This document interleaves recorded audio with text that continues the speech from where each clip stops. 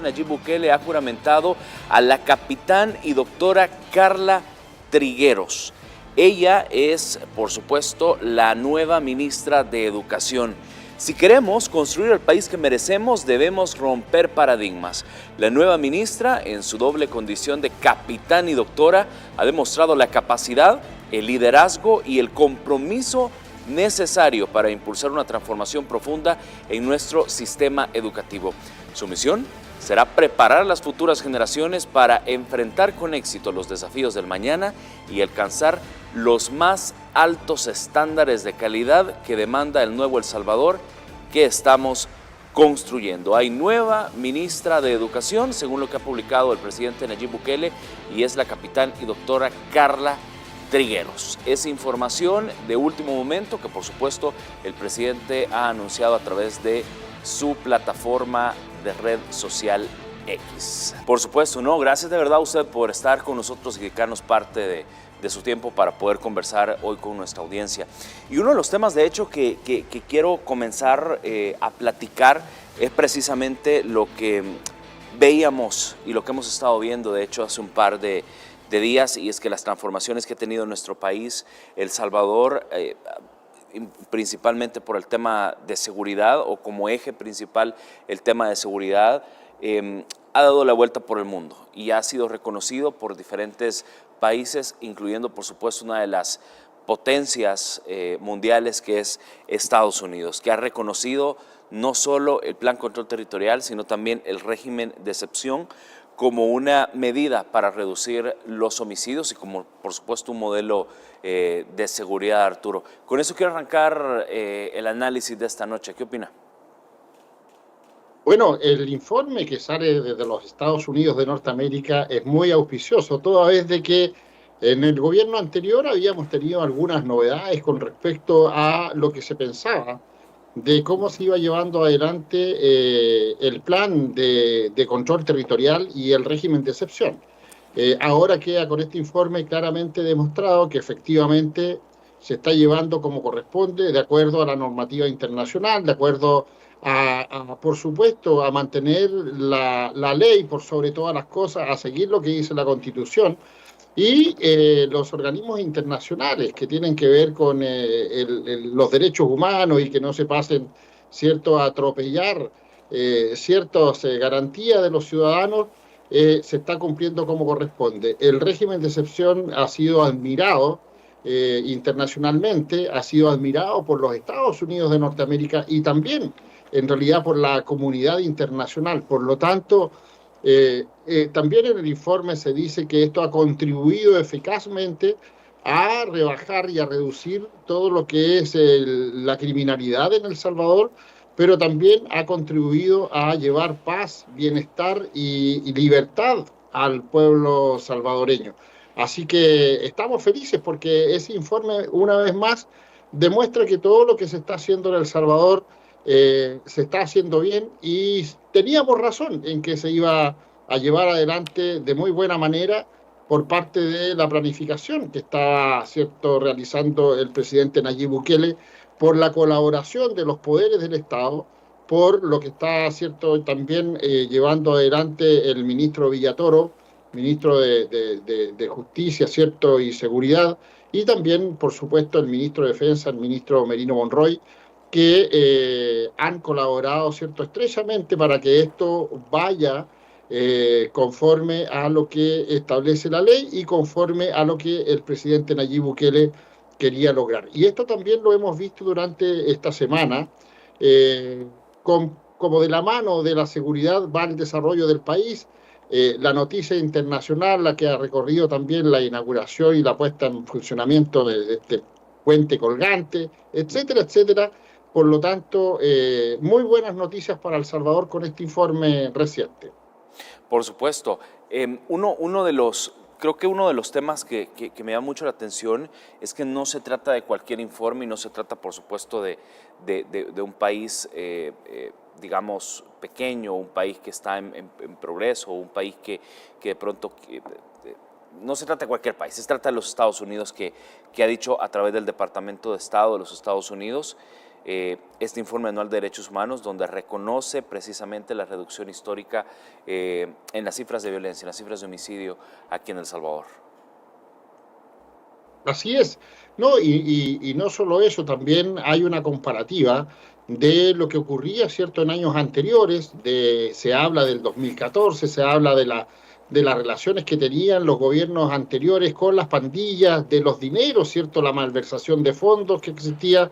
Por lo tanto, es un informe que, aparte de haber llamado la atención a quienes trabajamos en el ámbito de las asesorías y la seguridad, también nos confirma de que efectivamente el hermano mayor, como se le suele llamar a los Estados Unidos de Norteamérica, está, ¿cierto?, mirando, está con los ojos puestos en El Salvador, y por eso también todo el apoyo y todas, ¿cierto?, las garantías que tiene El Salvador de ahora en adelante para poder desarrollar sus proyectos, valga la redundancia, de desarrollo, de que el país, ¿cierto?, avance en la senda correcta para que el pueblo, la población, ¿cierto?, tenga el bienestar que tanto tiempo y por tantos años fue anhelada. Así que nos alegramos nosotros por este tremendo informe. En el fondo, el resultado del informe da a conocer de que El Salvador cumplió, ¿cierto?, con una tremenda etapa que era sacar al pueblo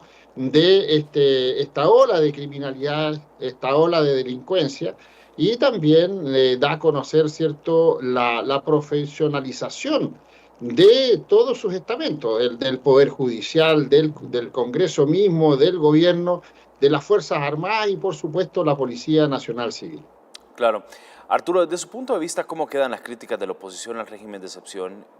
Principalmente, bueno, en la Asamblea Legislativa, por ejemplo, que se oponen, no votan, no respaldan las diferentes prórrogas, cuando hemos visto que ha sido el Departamento de Estado quien ha reconocido, de hecho, la implementación del régimen de excepción como una herramienta constitucional que ha devuelto la paz y la tranquilidad a los salvadoreños. ¿Cómo queda la cosa, como se dice por acá? Bueno, ahí vimos la votación, es cierto, en el Congreso, de las personas que se opusieron o que se están oponiendo siempre, pero son los mínimos en realidad. Sí. Pero aquí queda claramente demostrado de que a pesar de lo que se diga, a pesar de que la gente opina, ¿cierto?, sin tener conocimiento, sin conocer directamente, sin haber estado en El Salvador, ni antes, ni durante, ni ahora,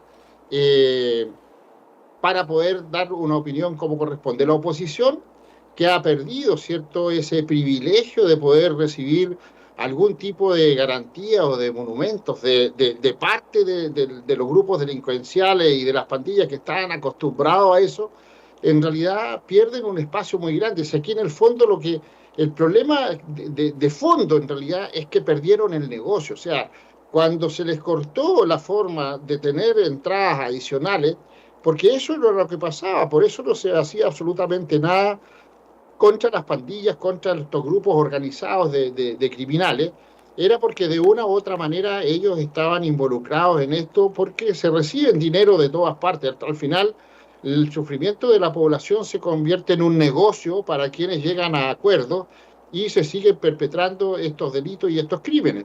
Cuando se soluciona eso y se le pone un párale a eso, por supuesto que el negocio se les termina y el negocio en realidad no sigue funcionando, y eso es lo que más les dolió. Las instituciones internacionales que estaban operando en El Salvador dejaron de recibir, por supuesto, ayuda, porque ya no podían estar metidos, ¿cierto?, colaborando y apoyando a los delincuentes, sí, a los criminales, en vez de la población. Por lo tanto, esto es un cambio pero rotundo, y es una muy, muy buena noticia para El Salvador. Platicando, por supuesto, con Arturo Randón, él es analista de inteligencia, seguridad y antiterrorismo. Saludos para los que nos acaban de sintonizar, acaban de llegar a su casa, están encendiendo el televisor, se están conectando. Hoy estamos hablando, de hecho, del tema de seguridad, y le decía a Arturo antes de irme a la pausa que El Salvador ya se acerca, está en ruta, está en camino, la meta ahí está, y faltan pocos días para llegar a los 1000 días sin homicidios solo en la administración del presidente Nayib Bukele. Para la historia de El Salvador, para esta fase que nos encontramos en seguridad, en paz y en tranquilidad, ¿cómo se traduce este camino, esta meta, ya que en unos días vamos a estar llegando? Bueno, ya pasamos hace un ratito los 900 días, así que Eh, eh, Hay mucho optimismo porque efectivamente era algo impensable lo que podía ocurrir ya más de 900 días sin homicidios, ¿cierto?, provocados por las pandillas y el crimen organizado en El Salvador. Y es un logro tremendo. Pronto se va a llegar a los 1000 días, que es a lo que se aspira. Así que ánimo y fuerza, y con el trabajo que se está realizando, lo más probable es que muy pronto se llegue a ese cometido. Pero también cabe destacar algo muy importante que en los Estados Unidos de Norteamérica también ha llamado la atención, que es el control fronterizo, no solamente lo de las pandillas, sino que el control fronterizo recio que se está llevando adelante en El Salvador para el control de lo que es droga, estupefaciente, cierto armamento no autorizado, todo lo que es trato de blanca, todo lo que es tráfico ilegal y que se está llevando adelante, ¿cierto?, con el comando Zumpul de control fronterizo recio. Eso ha llamado mucho la atención también por todo el problema que tiene los Estados Unidos con el control de frontera.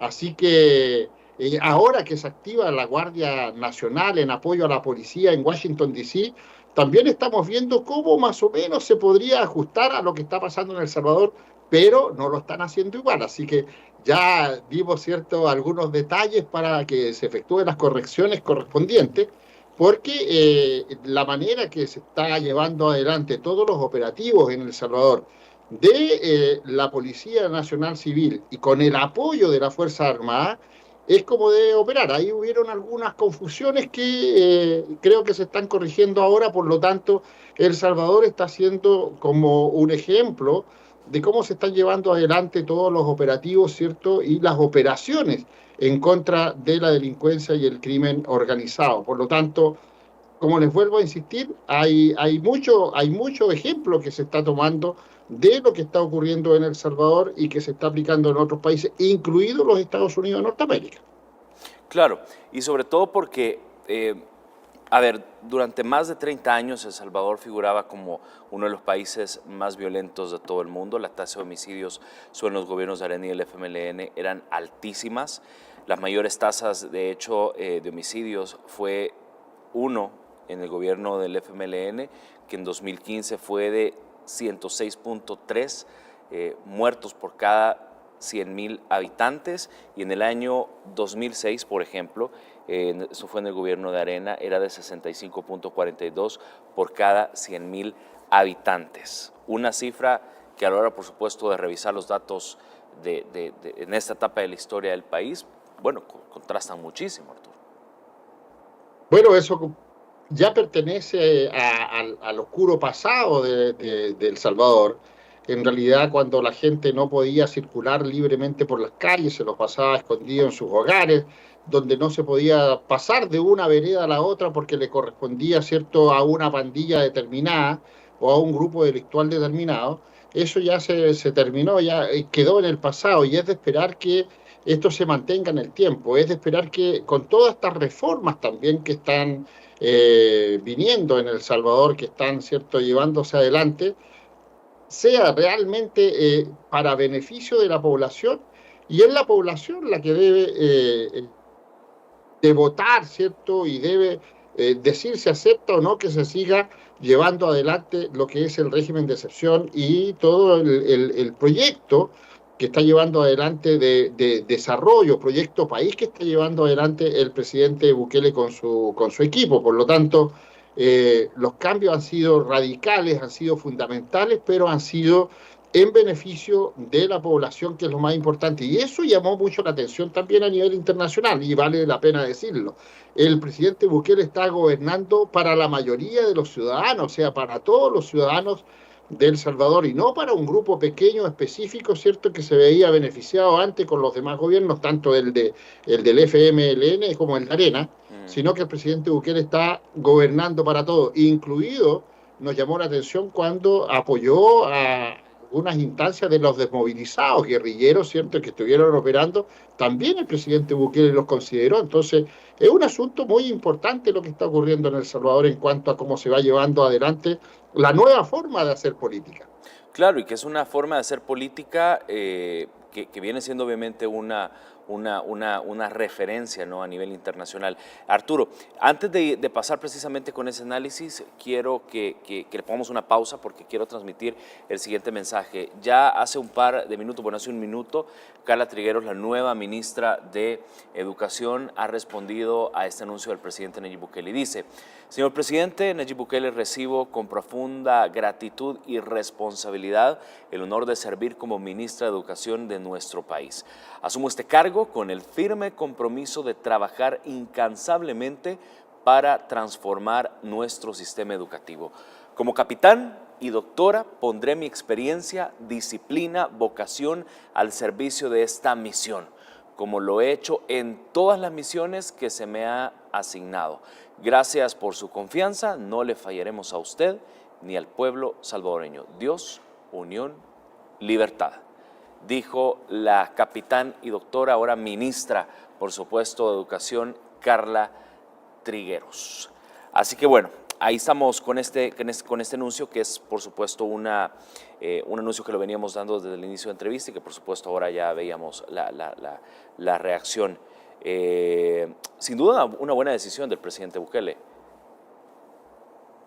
Bueno, de todas maneras, Carla es una persona muy preparada en realidad, y qué mejor que una persona de la fila, como se le dice, que pueda llevar adelante sobre todo un ministerio tan importante como el Ministerio de Educación, porque a mí no me cabe la menor duda que por la formación de la capitán vamos a tener, ¿cierto?, una modificación en lo que es los planes de educación en El Salvador, pero para beneficio de nuestros niños y de nuestros jóvenes, o de los niños y los jóvenes del Salvador.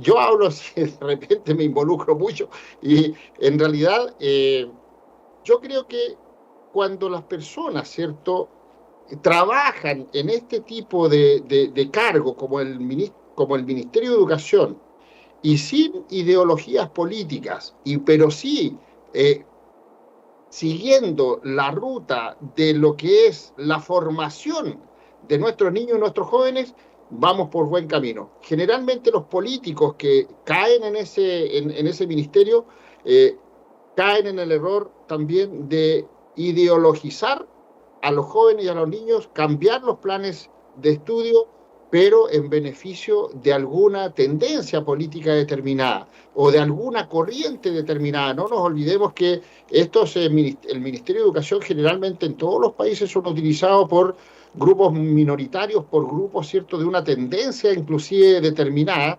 Hemos visto cómo han tratado de insertar la ESI, la educación sexual integral, que es nefasta para nuestros niños y nuestros jóvenes, cómo han tratado de ingresar lo que son las ideologías de género, la hormonización a los niños. Los padres pierden el derecho preferencial de poder estar controlando a sus hijos, etcétera, etcétera, pero no me cabe la menor duda de que la capitana ahí va a hacer un muy buen trabajo y va a llevar adelante el ministerio como corresponde para el mejor desarrollo de los niños y los jóvenes, y por supuesto el futuro de El Salvador, porque todo parte en la formación, en la base de nuestros niños y nuestros jóvenes. De cómo avanza el plan de seguridad del presidente Nayib Bukele. Y a ver, uno de los puntos y uno de los temas es los informes de seguridad que han destacado, de hecho, no solo el tema de homicidios, sino también la baja incidencia delictiva, que es otro de los puntos que de pronto no se analizan en estos espacios de entrevista, pero que aquí sí queremos tomarnos el tiempo para poder hablar de esta reducción en la incidencia delictiva. Normalmente siempre hablamos de violencia, de homicidios, muertes violentas, etcétera, etcétera, pero quizás no nos tomamos el tiempo para analizar cómo está la incidencia delictiva. Precisamente autoridades del Gabinete de Seguridad presentaron un informe de labores del último año y ahí han dicho que El Salvador en este último año ha sido el menos violento en la historia del Salvador. Hay una reducción del 99% en los homicidios y el promedio diario de hecho fue de 0.1. ¿Cómo se puede traducir más allá de los homicidios la incidencia delictiva como tal? Robos, secuestros, amenazas, entre otras cosas que también según estos informes ha bajado, Arturo. Bueno, eso es consecuencia de las acciones que se tomaron desde el 27 de marzo del 2022, cuando comienza, ¿cierto?, a regir lo que es el régimen de excepción, cuando comienza el régimen de excepción y lo que es el control territorial. Cuando ven las organizaciones delincuenciales que existe una mano firme, que existe una voluntad desde la cabeza del gobierno, desde el presidente de la República hacia abajo, y se alinea, ¿cierto?, todos los estamentos del Estado, los poderes del Estado, en llevar adelante y sacar de buena manera, ¿cierto?, esta planificación del presidente para ir a reducir lo que era la delincuencia y el crimen organizado. Estas mismas organizaciones, ¿cierto?, comienzan a ver de que el sistema de criminalidad ya no le va a ser rentable y van a tener un par de alternativas. Salir del país, que fue lo que ocurrió, que muchos se escaparon de El Salvador y están algunos en Honduras, en Nicaragua, en Guatemala, qué sé yo, y otros se fueron a otros lugares, eh, inclusive hasta los Estados Unidos de Norteamérica, pero al comenzar a llevar adelante todo este plan de seguridad, este control, ¿cierto?, de las pandillas, el tener la mano firme y ponerlos en el secot a quienes eran los más peligrosos, los más criminales, les entrega un mensaje claro, o sea, aquí o te arreglas o te vas a la cárcel y te secas. Entonces, cuando ven que eso efectivamente se está cumpliendo y que no es solamente una amenaza, por supuesto que van a cambiar de actitud y muchos, lo más probable, van a dejar por un tiempo sus actividades delincuenciales, pero hay que tener cuidado con eso porque solamente pueden ser células que se duermen, gente que se transforma en topos y comienzan a trabajar bajo la Sí. tierra así subterráneamente, pero siguen trabajando y siguen tratando de organizar nuevamente nuevos tipos de delito y nuevas formas de delinquir.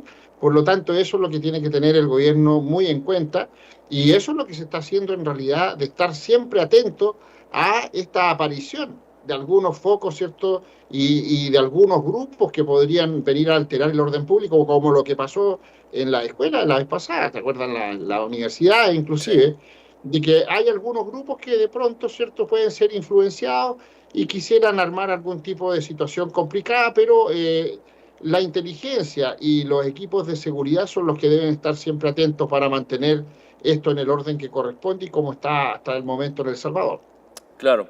Arturo, siempre hablamos que el tema de la voluntad sin duda es bien importante para poder hacer, digamos, todos los cambios que hemos experimentado y que el presidente valientemente los ha realizado y los ha hecho. Pero hay un tema también importante y es que por cualquier lado que le encontres a estos grupos criminales, los has desarticulado, es decir, hemos visto cómo has cortado el financiamiento, has cortado la comunicación, has cortado la infraestructura, la logística que ellos habían creado en aquel momento y has cortado también esas alianzas que de pronto ellos tenían con el tema del narcotráfico. ¿Por qué? Bueno, solo miremos las incautaciones millonarias de droga que ha existido solo en este año, Arturo.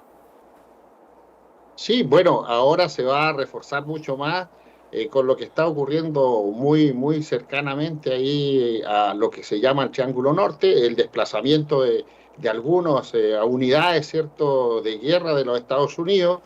Hoy día hubo mucho movimiento también aéreo por algunas situaciones que se están previendo y se están preparando ahí, pero lo que sí ha llamado la atención y tenemos que recalcarlo nuevamente es el trabajo incansable que está haciendo la Marina de Guerra de El Salvador en trabajar en aguas internacionales para parar lo que es el flujo de embarcaciones que no solamente van con cargamentos de droga, sino que con armamento de guerra y también con tráfico de personas. Entonces, este es un trabajo en conjunto, es un trabajo que se está haciendo muy profesionalmente para que no llegue, ¿cierto?, este flagelo de la droga, este flagelo de las armas que andan, ¿cierto?, sin control en la calle, y que El Salvador está en este momento muy controlado, así que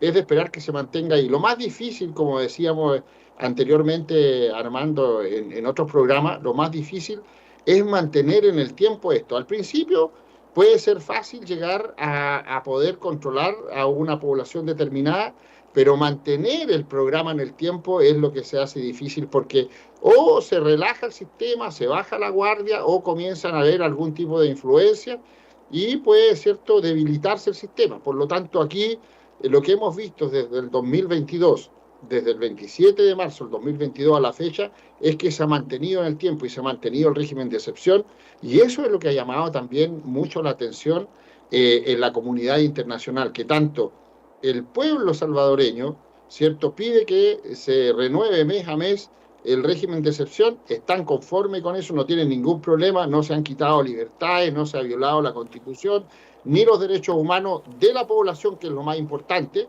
pero también la Cámara de Diputados, ¿cierto?, también han confirmado y cada vez, mes a mes, están, ¿cierto?, renovando lo que es el régimen de excepción, y eso demuestra de que efectivamente están siguiendo lo que la población quiere, o sea, no lo que instituciones internacionales u organizaciones internacionales quisieran, ¿cierto?, influir en El Salvador para que se hagan lo que ellos dicen. No, El Salvador es autónomo, está trabajando de acuerdo a lo que el presidente tiene planificado y a lo que la población, ¿cierto?, ha confirmado en todo esto. Bueno, y sin embargo hay algunos que no votan, Arturo.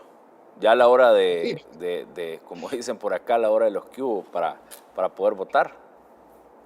claro, porque resulta de que están muy dolidos y en realidad ellos pensaban que esto no iba a durar lo que ha durado, pensaron de que esto iba a ser, como decimos también internacionalmente, la partida del caballo inglés, que iba a ser muy rápido al principio y después se iba a relajar, y no, no es así. Esto se ha mantenido en el tiempo y esperamos que se siga manteniendo en el tiempo porque es la única forma de que esto se apacigüe. Fueron décadas en que El Salvador estuvo sumido, ¿cierto?, en la tragedia, en el flagelo del crimen y de las pandillas, y fueron generaciones que crecieron viviendo esta situación. Por lo tanto, ahora también necesitamos que sean bastantes años los que se mantengan en el tiempo así para que las nuevas generaciones crezcan bajo una situación diferente y bajo una forma de vivir diferente, con en realidad la esperanza de que van a tener un futuro mejor, y lo están viendo ahora, con desarrollo, con armonía, con libertad y por supuesto con inversión en el país. Claro. Arturo, muchas veces hemos hablado en este espacio que El Salvador pues no solo es el país más seguro del hemisferio occidental, sino es el país referente en el tema de seguridad. Lo veíamos al inicio de esta entrevista, lo conversábamos sobre el reconocimiento que ha tenido el Departamento de Estado del éxito del régimen de excepción y de la tranquilidad y la paz que ha traído a toda la gente.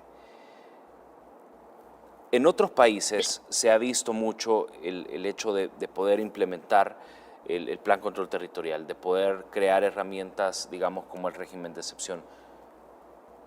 No sé si suena un poco egoísta lo que vaya a preguntar o decir o plantear sobre la mesa, pero ¿por qué no funciona en otros países? ¿Qué es lo que hace diferente a El Salvador? Mira, es que no se logra poner de acuerdo los poderes del Estado. Para que esto funcione, y lo hemos explicado también en otros programas, mi estimado Armando, Sí. para que esto funcione, el plan de control territorial y cómo se ha llevado adelante todo el proceso en El Salvador, se necesitó de que el gobierno, el Poder Judicial y el Congreso se alineen, ¿cierto?, en uno solo para sacar adelante. Generalmente en los demás países esto no se logra, esta unión de los tres poderes del Estado no se logra, por A, B o C motivo. Muchas veces el Poder Judicial, ¿cierto?, quiere poner las cartas sobre la mesa diciendo de que se tiene que actuar de acuerdo a la ley, pero no aceptan, ¿cierto?, que el presidente tiene también poderes constitucionales que van por sobre todo. Y es ahí donde se crean los conflictos. También en el Congreso, muchos congresistas, cuando existe, ¿cierto?, una Cámara donde está bien equilibrado el sistema, en realidad votan en contra de muchas medidas, porque ellos sencillamente no están de acuerdo con el gobierno. No es porque sean malas, sino que porque sencillamente no están de acuerdo con el mandatario que está tratando de impulsar algunas medidas interesantes o extraordinarias. Entonces se crea ese conflicto. Pero además de eso, en muchos países no se lleva adelante el plan de control territorial conforme a cómo está establecido. Existe un modelo, ese modelo que se está aplicando en El Salvador es un modelo que ha dado resultados, pero tiene que aplicarse conforme a cómo se ha llevado adelante, es decir, un régimen de excepción total. Lo que pasa es que cuando se aplica, mi estimado Armando, lo que se trató de hacer, por ejemplo, en Honduras en una oportunidad, no resultó porque en realidad la presidenta se opuso a un montón de cosas. No resultó en Ecuador porque se hizo con un régimen de excepción acotado, o sea, a media. Y eso no resulta. O lo haces con todo o no lo haces. Porque si no, no resultan las cosas. Y en El Salvador, le hemos dicho, se ha hecho con todo y ese es el resultado. Por lo tanto, ahora se está tratando de aplicar en pequeños lugares, en lugares más de menor cantidad de población, para tratar de ver cómo funciona. Pero aquí tiene que hacerse completo. A medias no funciona. Llevó a los grupos criminales a ampliar el control en los territorios, aumentar la práctica de la extorsión y brindó otros privilegios a los pandilleros. Las consecuencias de este acuerdo de no agresión entre los terroristas, donde los expresidentes Mauricio Funes y Salvador Sánchez Serén, ambos del FMLN, facilitaron la negociación, fueron el incremento desmedido de la violencia. Ve esta nota y venimos hablando de esto. El gobierno solo ha sido facilitador, ha creado las condiciones mínimas para reducir los niveles de violencia pandilleril. Tras darle vida a la tregua, se admitía su función ante el mundo entero en el supuesto proceso de pacificación entre ambas estructuras criminales. Sin embargo, la estrategia tuvo un efecto adverso a lo esperado, debido a que elevó la cifra de homicidios en el país. En el caso específico de la tregua, recuérdese que mucha gente dijo que esto no iba a durar una semana. Los cabecillas de las pandillas y los negociadores que representaban al gobierno del FMLN de Salvador Sánchez Serén entre 2014 y 2015, cuando el pacto estaba en su punto más intenso, acordaron entregar armas que estaban en su poder. Estos actos fueron incluso promovidos por la Organización de Estados Americanos, cuyo secretario en ese entonces era José Miguel Insulza. Bueno, lo sabía la gente de centros penales, que era con quien habíamos tramitado la solicitud, las listas de quienes queríamos que estuvieran allí. La tregua que aumentó el luto y el dolor en las familias salvadoreñas permitieron mejores condiciones carcelarias a las pandillas, como el ingreso de ilícitos, televisores, alimentos, servicios de bailarinas a las cárceles y disposición de fondos públicos para el proceso. Este es un camino alternativo que a mí me impresiona muy bien, me pone hace que esté muy esperanzado. Este acuerdo entre los gobiernos de izquierda convirtieron a El Salvador en 2015 como la nación más sangrienta y violenta del mundo, elevando la tasa de homicidios a 103 por cada 100,000 habitantes, donde la policía registraba hasta 50 asesinatos en 24 horas, lo que evidenciaba la ampliación del poder que había adquirido la MS-13 y el Barrio 18 durante esta estrategia gubernamental. Pasado, por supuesto, estas negociaciones entre Arena y el FMLN con precisamente estos grupos criminales cuando estaban en el poder. Y a esto hay que sumarle, mi querido Arturo, que de hecho ya se están enjuiciando a exalcaldes de la capital, como por ejemplo Ernesto Mason, y 4 personas más, quienes son señalados de negociar con estos grupos criminales, de negociar con las pandillas. De hecho, la audiencia está programada para dentro de 2 semanas, para 2 semanas en el juzgado de sentencia de San Salvador. Otros imputados por esto ha sido Benito Antonio Lara Fernández, exfuncionario, Ramón Aristides Valencia Arana, también exfuncionario del gobierno del FMLN, Wilson Alexander Arévalo Alemán y por supuesto Richard Luers, entre otros por supuesto vinculados a estas negociaciones entre autoridades con el gobierno. Yo creo que esto también es importante platicarlo y analizarlo, Arturo. ¿Cómo lo ve? Bueno, la gente tiene que tener claro de que en ese entonces, bajo el gobierno del FMLN y Arenas, se produjeron varias negociaciones por cientos de miles de dólares hacia los pandilleros. Y la nota decía bien clara ahí que eran gobiernos, ¿cierto?, de tendencia de izquierda, pero quien también llega a las negociaciones, que era en ese entonces el secretario general de la OEA, de la Organización de Estados Americanos, Miguel Insulza, también socialista, o sea, de la misma línea. Por lo tanto, y posteriormente, cuando llega, ¿cierto?, doña Michelle Bachelet, inclusive, también de la misma línea, o sea, todos de izquierda. Por lo tanto, ahí queda de manifiesto que efectivamente la izquierda internacional, para que la gente así lo sepa, no quiere sacar a los delincuentes de la calle, no quiere, ¿cierto?, mandarlos a la cárcel. ¿Por qué motivo? Por una situación muy sencilla y que la gente tiene que entender esto. Los delincuentes son una herramienta que utilizan aquellos mandatarios y aquellos políticos que quieren mantenerse en el poder. ¿Por qué motivo? Porque cuando la delincuencia está operando en la calle, los ciudadanos están encerrados en sus casas, temerosos, y el gobierno los puede controlar de mejor manera. Muy sencillo. Por lo tanto, por eso se crean todas estas situaciones y no se avanza en absolutamente nada, porque a los políticos que no tienen ningún interés en apoyar a su población, les conviene que la gente esté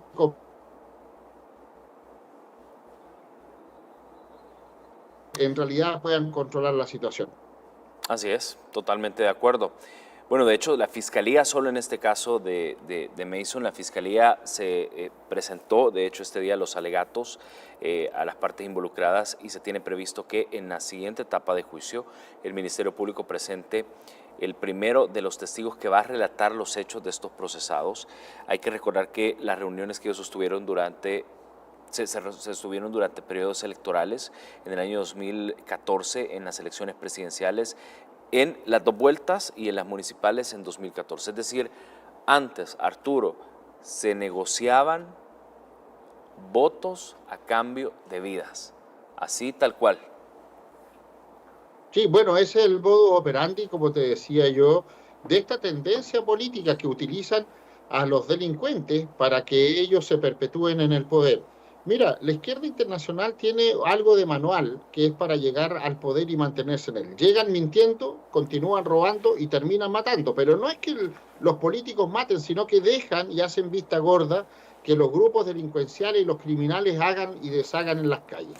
Pero posteriormente, para apoderarse y para que perpetuarse en el poder, vienen dos últimas etapas que en El Salvador se está viviendo, que es el miedo y el hambre. Cuando la población en cualquier país pasa las tres primeras etapas de la mentira, el robo y la muerte, y llegan a esas dos últimas etapas, que es el miedo y el hambre, ya quiere decir que estamos sin vuelta atrás y que generalmente es muy difícil poder sacar del gobierno cuando las personas, ¿cierto?, ya llegan a esa instancia y la población comienza a pasar hambre y depende del gobierno para que pueda seguir viviendo. Por lo tanto, efectivamente, estas negociaciones que se hacían para que las vidas de las personas sean canjeadas o que las tengan en sus manos para que las mantengan con miedo, en realidad es un elemento de negociación en la política.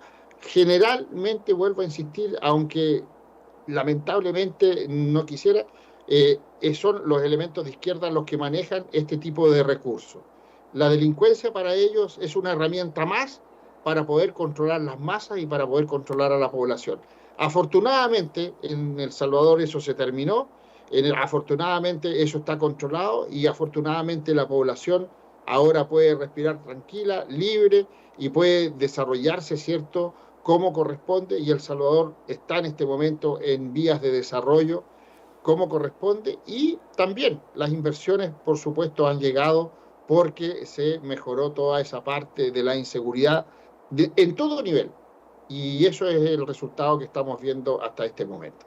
Claro, y eso obviamente la seguridad ha sido esa columna vertebral de toda la transformación que ha tenido El Salvador. Yo recuerdo en aquel momento un directivo de Arena, por ejemplo, decía que la seguridad no se come, y la historia de nuestro país y la visión del presidente ha dicho lo contrario. En efecto, de si el país es seguro, puede existir obviamente un alimento en casa, puede existir incremento en el turismo, puede existir incremento en la construcción, en el comercio, en la industria. Es decir, Todo es una cadena, Arturo. No, y no nos olvidemos que también hubo otro personaje ahí en El Salvador que dijo que las pandillas eran una necesidad social. Sí, O recuerdo. sea, que había que tenerlas. No, ridículo esto. O sea, ¿en qué mente cabe? En realidad aparecen cada especímenes que ni siquiera vale la pena, ¿cierto?, considerarlos, pero sí hay que tenerlos muy controlados porque son peligrosos. El pensamiento es nefasto en realidad cuando se llega a creer que el tener a la delincuencia en la calle es de ayuda a la sociedad, y ya estamos como digo yo, con serias novedades, porque quiere decir que algo no está funcionando bien, y en realidad la gente no quiere eso. La gente quiere paz, quiere tranquilidad, quiere poder desarrollarse, poder desplazarse libremente, y por supuesto, ¿cierto? Todo eso conlleva a que las cosas funcionen como corresponde. Por lo tanto, la gente también tiene que estar alerta, y el llamado es que siempre se le ha dicho de que ahora que no hay ningún tipo de inconveniente puedan, y cuando vean algo denuncien a las autoridades, porque ahora sí pueden tenerle toda la confianza tanto a la Policía Nacional Civil como a las Fuerzas Armadas y como al Ministerio de Justicia. Está funcionando como corresponde, y sus denuncias van a llegar a buen puerto, y se van a tomar, por supuesto, las medidas del caso que correspondan. Esa es la idea. Por supuesto. Arturo, yo antes de despedirlo, de hecho, quiero hacerle una última pregunta. En esta etapa de la historia de El Salvador, en esta etapa del avance en el Plan Control Territorial y, por supuesto, en el régimen de excepción, ¿qué siguientes pasos vienen más? ¿Cómo lo visualiza usted? Normalmente siempre hacemos esto al finalizar la entrevista, me da un par de pronósticos, y revisando un par de años le atina a varias cosas. ¿Qué puede venir? Sí, bueno, ahora estamos en un momento de pasividad, pero no tenemos que bajar la guardia bajo ninguna circunstancia, porque todavía quedan, como te digo, algunos remanentes que están trabajando subterráneamente, los que se denominan los topos, y eso hay que estar atento a que puedan de repente reorganizarse y pudiesen causar algún tipo de problema.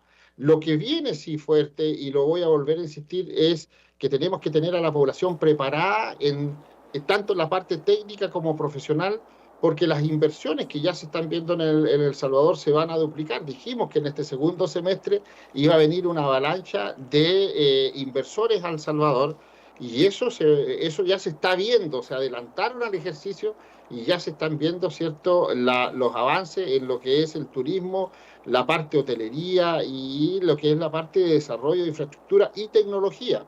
La gente, por ejemplo, no sabe que en El Salvador se reparan los aviones de las más grandes líneas aéreas, se reparan y se le hacen mantención en El Salvador. Entonces, imagínense el grado de preparación que tienen que tener los salvadoreños para todo lo que viene, y en realidad mucho trabajo, mucha inversión, y eso nos pone optimistas, porque en realidad inclusive la preparación que están teniendo los jóvenes, claro, de acuerdo a los planes que ha puesto el presidente Bukele para que puedan estudiar gratuitamente, ¿cierto?, en los diferentes niveles, eso es muy importante. Ahora, también eso quiere decir que El Salvador inclusive va a aceptar algunos profesionales extranjeros para que puedan trabajar y desarrollarse en El Salvador, y El Salvador va a seguir siendo un referente, sobre todo en la parte de seguridad, pero ahora en la parte gestión de gobierno.